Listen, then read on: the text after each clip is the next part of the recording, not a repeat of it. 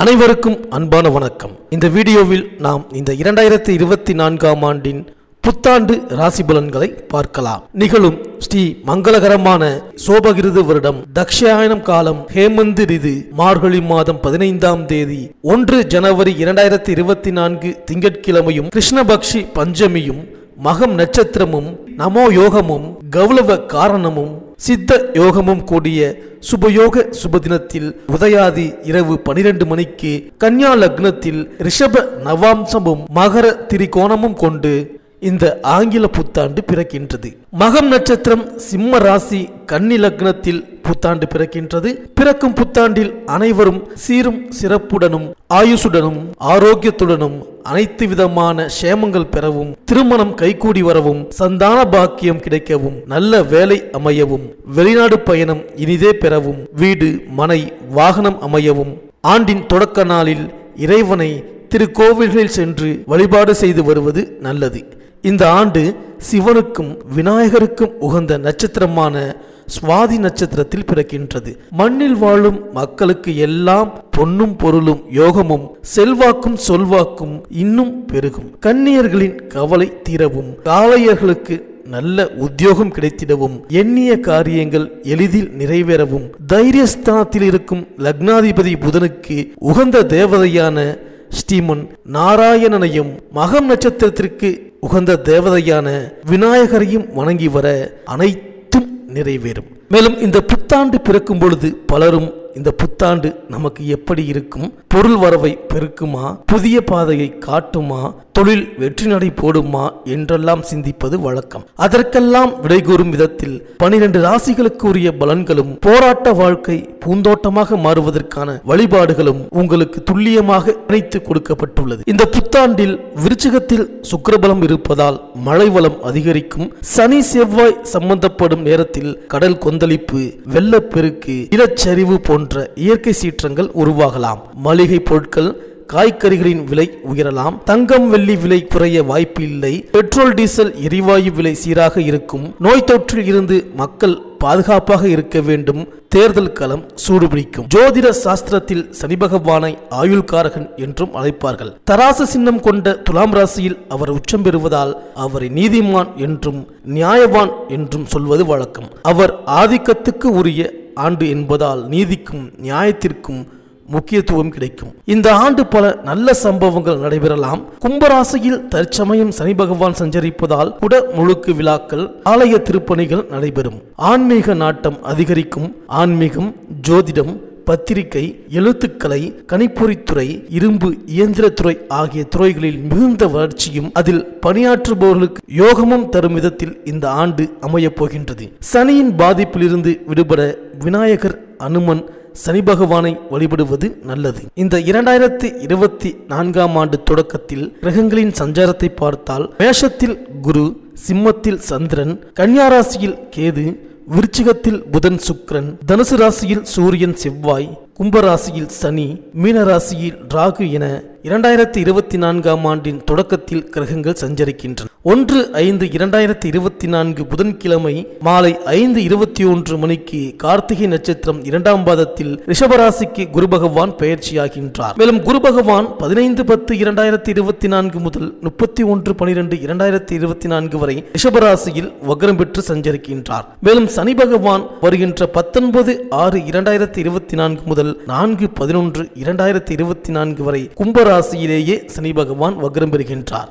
இந்த கிரகங்களின் சஞ்சாரம் மற்றும் மாற்றம், அதிசாரம், வக்ர பெயர்ச்சியின் காரணமாக இந்த 2024ஆம் ஆண்டு உங்களுக்கு என்னென்ன பலன்களை தரப்போகின்றது, நீங்கள் செய்ய வேண்டிய பரிகாரங்கள் என்ன என்று இந்த வீடியோவில் பார்க்கலாம். அனைவருக்கும் இனிய புத்தாண்டு நல்வாழ்த்துக்கள். சூரியனை ராசி அதிபதியாக கொண்ட சிம்ம ராசி அன்பர்களே, வந்துவிட்டது புத்தாண்டு.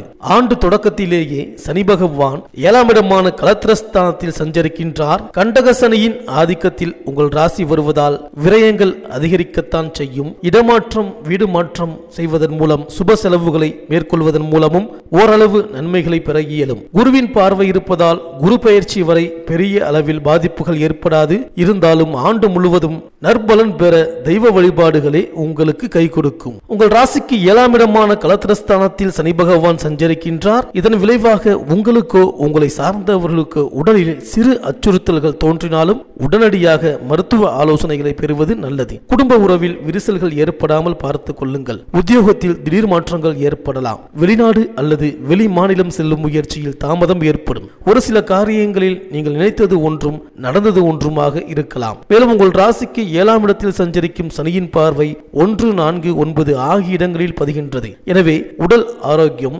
அறிவாற்றல், முன்னேற்றம், உற்சாகம், சுகஜீவனம், வாகனம், தாய்வழி உறவு, பாக்கியம் ஆகிய அனைத்து ஆதிபத்தியங்களிலும் வரும் மாற்றங்களை எதிர்கொள்ள வேண்டிய சூழ்நிலை உருவாகும். சனியின் நேரடி பார்வை உங்கள் ராசியில் பதிவதால் ஆரோக்கியத்தில் அடிக்கடி அச்சுறுத்தல்கள் ஏற்படும். குடும்ப ரகசியங்களை வெளியில் சொல்வதன் மூலம் பிரச்சனைகள் உருவாகலாம். பண தேவை பூர்த்தியானாலும் மன நிம்மதி குறைவாகவே இருக்கும். சனியின் பார்வை 4ஆம் இடத்தில் பதிவதால் பெற்றோர் வழியில் சில பிரச்சனைகளை சந்திப்பீர்கள். கடல் தாண்டி செல்வதில் தாமதங்கள் உருவாகும். புதிய வாகனம் வாங்குவதில் ஆர்வம் காட்டுவீர்கள். தாயின் உடல்நலம் சீராக ஒரு தொகையை செலவிடும் சூழ்நிலை உருவாகும். உத்தியோகத்தில் மேல் அதிகாரிகளின் ஆதரவோடு கேட்ட இடத்திற்கு மாறுதல்கள் கிடைக்கும். சனியின் பார்வை 9ஆம் இடத்தில் பதிவதால் பாக்கியஸ்தானம் பலப்படுகின்றது. எனவே தொழிலில் புதிய வாய்ப்புகள் வந்து சேரும். மற்றவர்களை கூட்டு சேர்த்து கொண்டால் அவர்கள் ஜாதகத்தையும் பார்த்துக் கொள்வது நல்லது. உத்தியோகத்தில் உள்ளவர்களுக்கு எதிர்பார்த்த இலாக்கா மாற்றம் கிடைக்கும். அலுவலக பணி சார்பாக அடிக்கடி பயணங்களும் ஏற்படும். பாக பிரிவினைகள் நல்லபடியாக முடியும். மேலும் இந்த புத்தாண்டின் தொடக்கத்தில் உங்கள் ராசிநாதன் சூரியன் யோகாதிபதி செவ்வாயோடு இணைந்து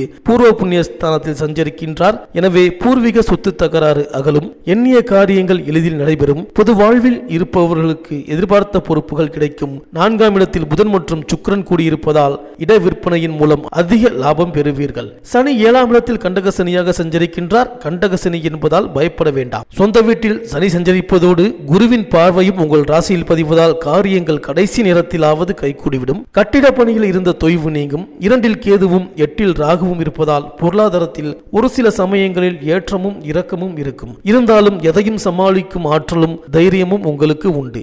இருப்பினும் சர்ப்ப பரிகாரங்களை செய்து கொள்வது நல்லது. மேலும் இந்த புத்தாண்டின் தொடக்கத்தில் உங்கள் ராசிக்கு 10ஆம் இடத்தில் சஞ்சரிக்கும் குருவின் பார்வை உங்கள் ராசியிலும் 3, 5 ஆகிய இடங்களிலும் பதிகின்றது. குருவின் பார்வையால் மிகுந்த நன்மை கிடைக்கும். குறிப்பாக ஆரோக்கிய சீர்கேடுகள் அகலும். பிறரை சார்ந்து தொழில் செய்பவர்கள் தன்னிச்சையாக இயங்க முன்வருவீர்கள். நண்பர்கள் மூலமாக தொழிலில் வளர்ச்சி காண்பீர்கள். உத்தியோகத்தில் உயர் அதிகாரிகள் உங்கள் கருத்துக்களை ஏற்றுக்கொண்டு செயல்படுவார்கள். சகோதர ஒற்றுமை பலப்படும். பிள்ளைகளுக்கு படிப்பிற்கு ஏற்ற வேலை அமையும். மேலும் குருவின் பார்வை 6ஆம் இடத்தில் பதிவதால் எதிரிகள் விலகுவார்கள். இல்லத்தில் அமைதி நிலவ வழிபிறக்கும். பஞ்சாயத்துக்கள் சாதகமாகும். பணிபுரியும் இடத்தில் செல்வாக்கு சொல்வாக்கு உயரும். உத்தியோக உயர்வு, ஊதிய உயர்வு போன்றவை தானாக வந்து சேரும். தொழிலை மேம்படுத்த முதலீடு கிடைக்கும். இதுவரை ரண சிகிச்சை செய்ய வேண்டும் என்று சொன்ன மருத்துவர்கள் இப்பொழுது சாதாரண சிகிச்சையிலேயே நோயை குணமாக்கி விடுவார்கள். நீண்ட நாட்களாக நிலுவையில் இருந்த தொகை இப்பொழுது கைக்கு கிடைக்கும். வெளிநாட்டு முயற்சியிலும் அனுகூலம் உண்டு. மேலும் இந்த புத்தாண்டில் உங்கள் ராசிக்கு 8இல் ராகுவும் 2இல் கேதுவும் சஞ்சரிக்கின்றார்கள். இதன் விளைவாக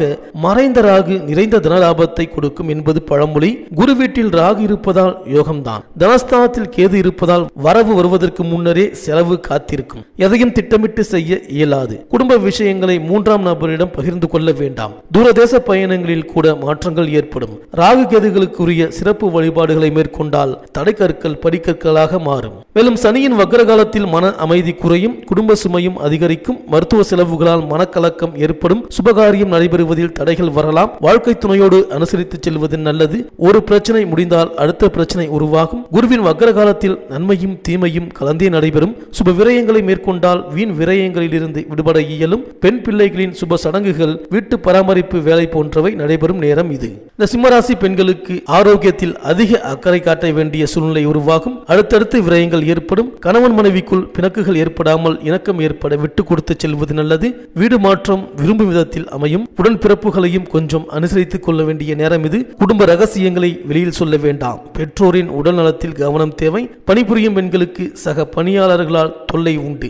கேட்ட இடத்திற்கு மாறுதல்கள் கிடைக்கும். இந்த சிம்மராசி அன்பர்கள் உங்கள் இல்லத்து பூஜை அறையில் அபிராமி அம்மன் படம் வைத்து வழிபட்டு வாருங்கள். அபிராமி அம்மன் பதிகம் பாடி வழிபட்டு வருவதன் மூலம் அனைத்து யோகங்களும் வந்து சேரும்.